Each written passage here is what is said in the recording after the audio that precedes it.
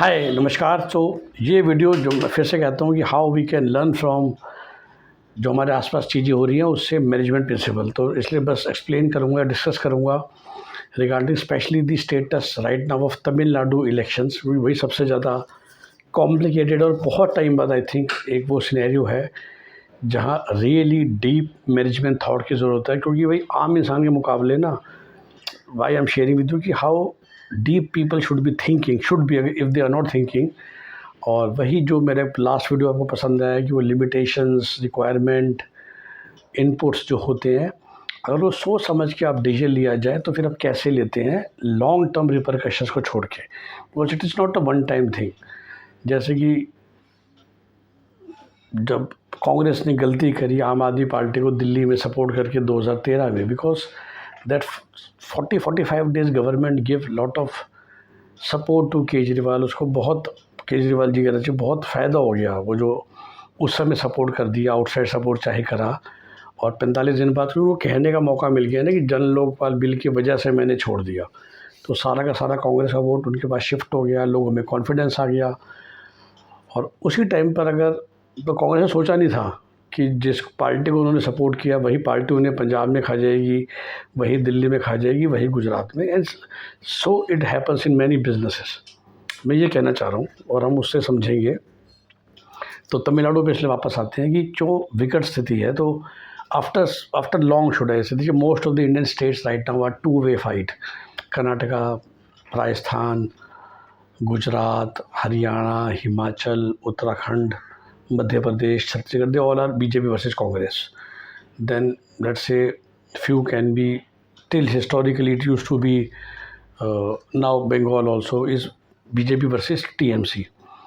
But let's say there are only few places जहाँ पर इसमें 3 इक्वल प्लेयर हैं, जो फिलहाल तमिलनाडु का स्टेटस है। तो this elections are thrown, there are 3 equal players, not equal per se, but ऐसा नहीं है कि भाई ख़त्म है। मतलब ऑल इंडिया जो AIADMK को है, they have also got 47 seats which is reasonable. मतलब वो भी ख़त्म नहीं हुआ है कि बस इस इलेक्शन ने निपटा दिया जो हम बंगाल को लेके कांग्रेस या CPM के बारे में कह सकते हैं, या प्रैक्टिकली वी कैन से कि एटलीस्ट राइट नाउ हरियाणा में JGP की जो हालत है, या सेटा सेटा सेटा।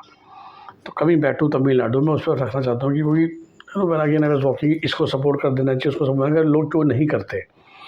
तो देखिए DMK definitely is going to sit in the opposition अपने 59 लेके। अब DMK के कुछ फिक्स अलाइंसेस हैं, स्पेशली लेट्स से कांग्रेस, जो कि जिनके पास ज़्यादा सीटें हैं उनकी बात करेंगे 5। अब सब लोग कह रहे हैं विजय ने भी ऑफ़र किया है, लेकिन कांग्रेस लिए इतना आसान नहीं है। तो ये उनके साथ जाके एक मिनिस्टर पोजीशन मिल जाएगी, इससे ज़्यादा कुछ नहीं होगा।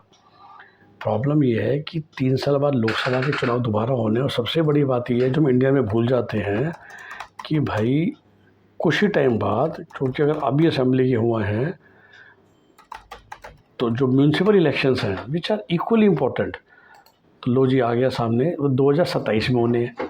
अभी हम 2026 मई में बैठे हैं ना, सिर्फ 1 साल बाद ही 2027 में, और मैं आपको अगर मंथ बताऊं, मंथ फरवरी आता है, तो सिर्फ एक साल बाद म्यूनसिपल कॉरपोरेशन के चुनाव होंगे।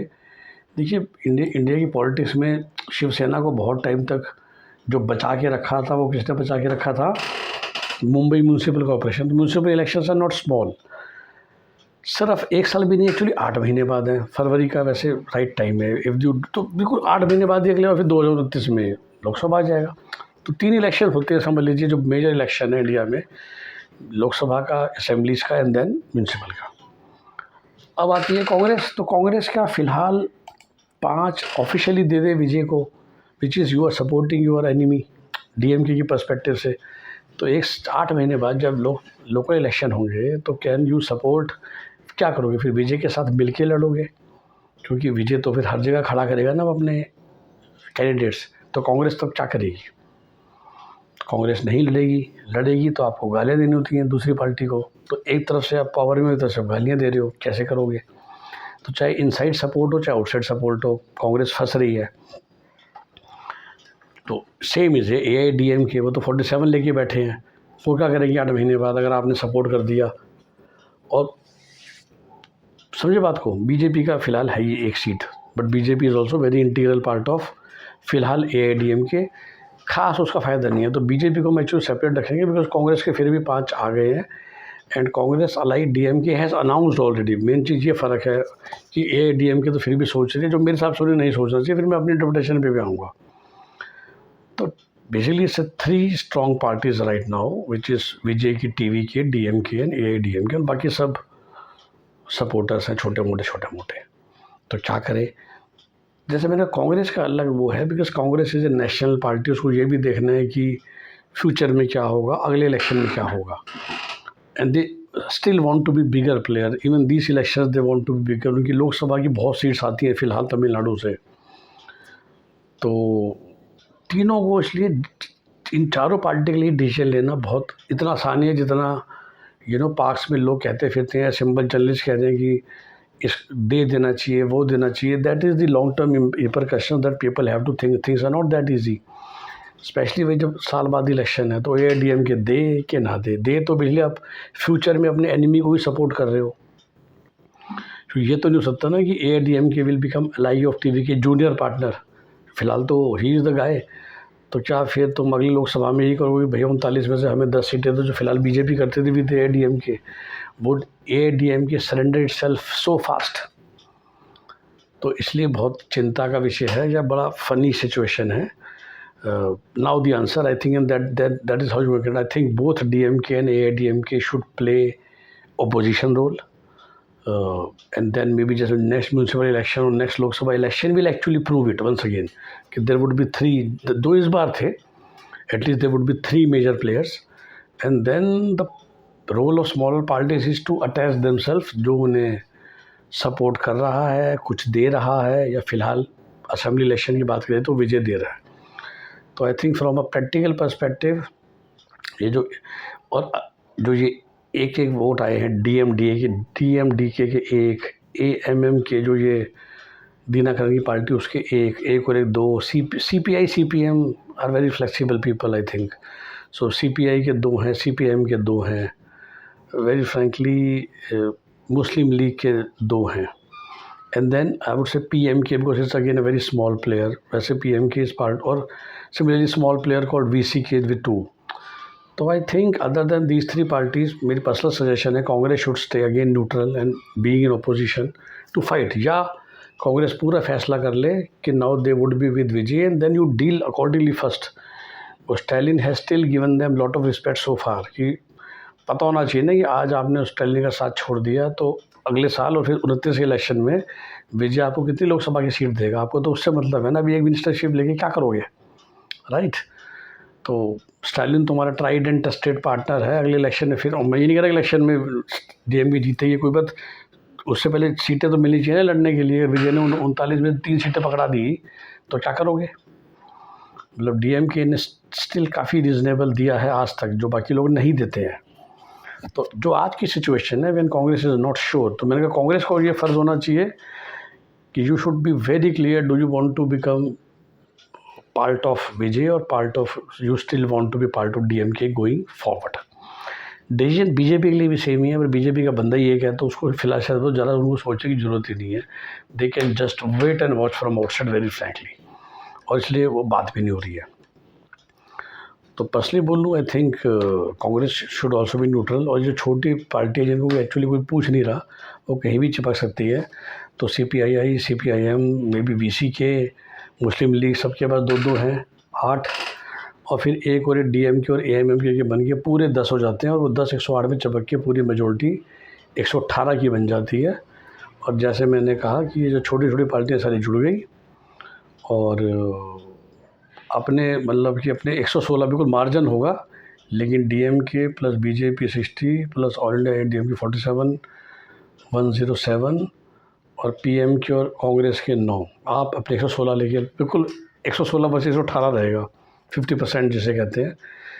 अब ये जो बाकी जो मैंने अभी 10 गिनवाए, आइडियली फिर विजय की ये पॉलिटिकल स्ट्रेंथ है और प्रशांत किशोर उन्हें हेल्प करे कि ये 10 लोग जो 6 पार्टियों से बिलोंग करते हैं, हो सके तो विजय या उनके बंदे इन 10 एमएलए से, क्योंकि सबके 1-2 एमएलए हैं, तो यहीं पर जो giving from a very different example to get a stable government in Tamil Nadu, I think these people should stick to Vijay very very clearly. और उसमें फिर विजय ये भी कर सकता है कि दे can just by out this MLAs की एमएलए जो एक एक दो दो ही हैं तो अपनी पार्टी छोड़ के, जैसे सीपीएम के दो हैं तो दो के दो अगर विजय के पास चले जाएंगे तो फिर तो कोई एंटी डिफेक्शन लॉ भी लागू नहीं होगा। डीएमडीए के उसका जो एक है उस बंदे को तो simply they should just switch the party and उनका कुछ नहीं होगा। I think that should be the ideal best scenario in my opinion to have a stability going forward, to have both DMK and AIDMK have a chance to act as a strong opposition। और विजय की नाक में दम करो rather than surrendering to him। ठीक है, फिलहाल हार गए, आपको अगला लोकसभा देखना है और अगला असेंबली देखना है। Don't give him productive space to get comfortable for long.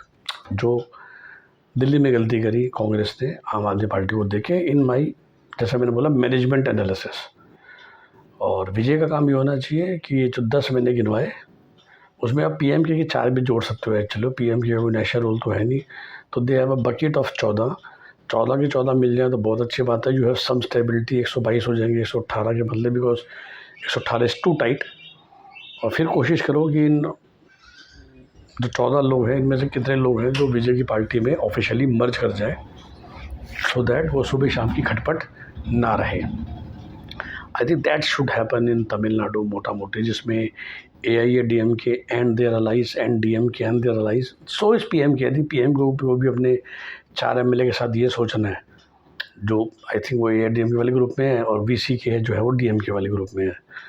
और तभी मैंने बोला कि Vijay also has to play very active role to figure out कि कैसे करें।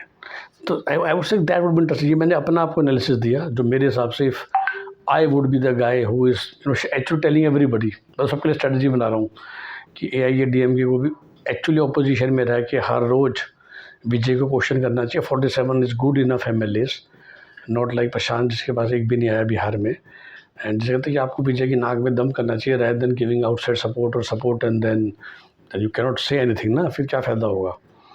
तो जैसे क्योंकि कुर्सी मिल जाती है, people can actually take popular decisions very fast, क्योंकि सरकारी खजाने बाद में देखेंगे। तो वो सरकारी खजाने की चाबी आसानी से किसी नए को नहीं देनी चाहिए। ये मेरी सलाह रहेगी बोथ AIADMK और DMK के लिए। और they should actually tell your their partners also on the other side. Vijay और उसके पॉलिटिकल मैनेजर्स को ये सोचना चाहिए कि कैसे छोटे पार्टी को लेके हम स्टेबिलिटी लाएं, ताकि हम पहले 1 साल में कुछ चमत्कार करके दिखा सकें। फ्री भी ही बांटोगे, बहुत तो क्या ही कर लोगे, ताकि फिर आप अगले चुनाव में भी तो जीतो। तो ये है मेरी suggestion for all the parties actually going forward. और इसके अलावा फिर क्या होता है वो देखते हैं।